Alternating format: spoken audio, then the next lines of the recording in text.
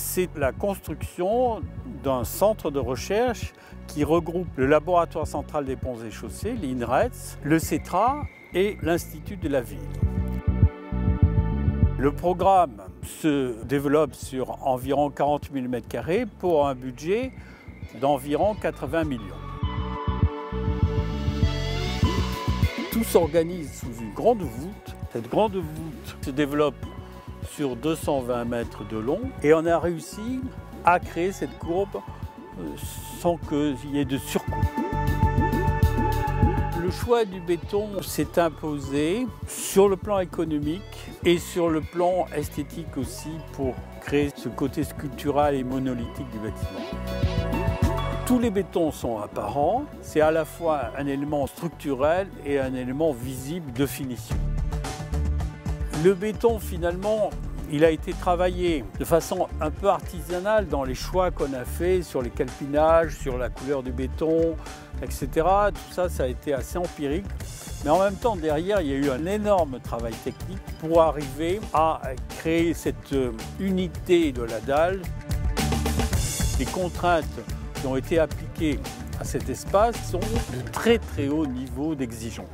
10 tonnes au mètre carré avec une déformation minimale, avec des connecteurs métalliques, une dalle de 1 mètre d'épaisseur, des fondations de 3 mètres de profondeur, plus des pieux.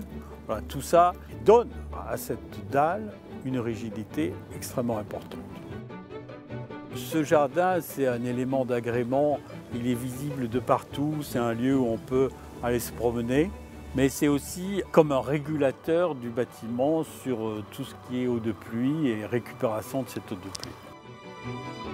C'est vrai que le béton, pour réaliser cet ouvrage, était indispensable.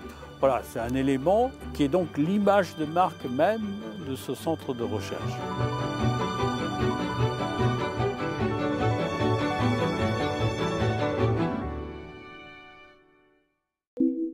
La genèse de ce projet-là date de 2003. C'est un concours d'architecture qui avait été lancé pour la réalisation d'une 50aine de logements et d'un gymnase pour la ville de Paris.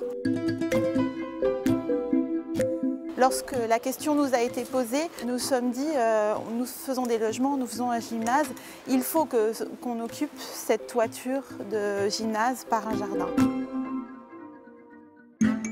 On a une surface d'environ 1000 m² ici, avec un gymnase en dessous, donc de grande portée de 24 mètres, puisqu'évidemment les poteaux ne sont pas admis sur un terrain de sport, avec des poutres d'1,70 m de haut pour gérer et la grande portée, mais également le poids inhérent à la terre et à la surface enneigée, la terre mouillée, etc. On avait le sentiment que le béton serait à privilégier pour deux raisons. L'accès au site qui ne nous permettait pas d'amener des grands ouvrages préfabriqués. Après, les questions techniques se sont superposées à cela. Et donc, on était très contraints entre une nécessité de hauteur de 7 mètres pour le gymnase et au-dessus, on ne pouvait pas dépasser 9 mètres par rapport au niveau de la rue. Donc, on avait exactement 2 mètres pour gérer et la portée et le poids et la technique du gymnase et la technique des eaux pluviales. Bien évidemment, on a la gestion de l'étanchéité à traiter. Nous avons protégé avec des murs en L en béton qui nous permettent d'avoir un accès à la terre sans crainte. C'était un des sujets qui avait privilégié la construction en béton comme ça parce qu'on avait des dilatations qui étaient un peu moins fortes qu'avec des constructions qui auraient pu être métalliques. Évidemment, on peut aussi ramener à cela les qualités thermiques que peuvent apporter 40 cm de terre sur une dalle. Donc tout ça, pour nous, était un gage de qualité globale du projet, qu'on dirait aujourd'hui qualité environnementale. Mais là, vraiment dans tout son sens environnemental. C'est vraiment les démarches qui sont les nôtres toujours aujourd'hui.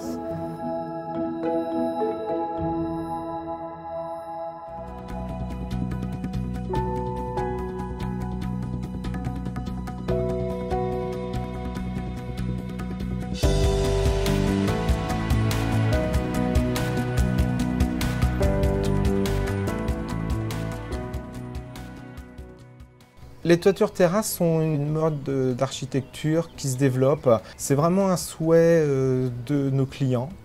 pour casser un petit peu les lignes, pour pouvoir rendre les terrasses accessibles et profiter au maximum de la vue. Ça permet aussi de casser les volumes, ça permet de jouer sur les couleurs d'enduit et ça donne une toute autre forme à la maison. Pour cette maison, tous les toits sont faits en toit terrasse. Donc on est parti sur un montage poutrelle lourdie traditionnel et sur les parties habitables, bien évidemment, avec des rupteurs de pont thermique.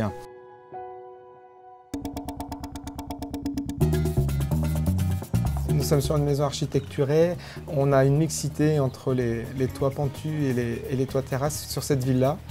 Les matériaux utilisés sont les mêmes que pour une construction classique. On va aller remplacer les charpentes et les tuiles par des planchers béton avec la contrainte de planchers à grande portée. Toute la réussite d'une maison avec des toits de terrasse passe par une harmonie des matériaux et la discrétion des matériaux. À partir du moment où la terrasse est accessible, il faut qu'on reste dans l'harmonie de la maison individuelle, dans les teintes aussi par rapport au crépi.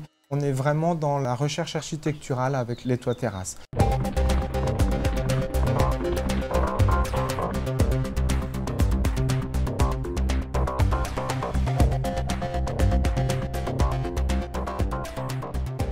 Cette maison à énergie positive a été construite avec le système béton GBE, qui est un système de voile béton qui comprend une structure de 14 cm.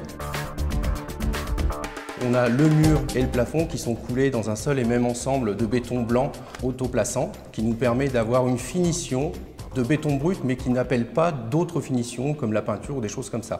Et vous avez par-dessus cette dalle de structure 2 couches d'isolant de polyuréthane de 2 fois 120 mm.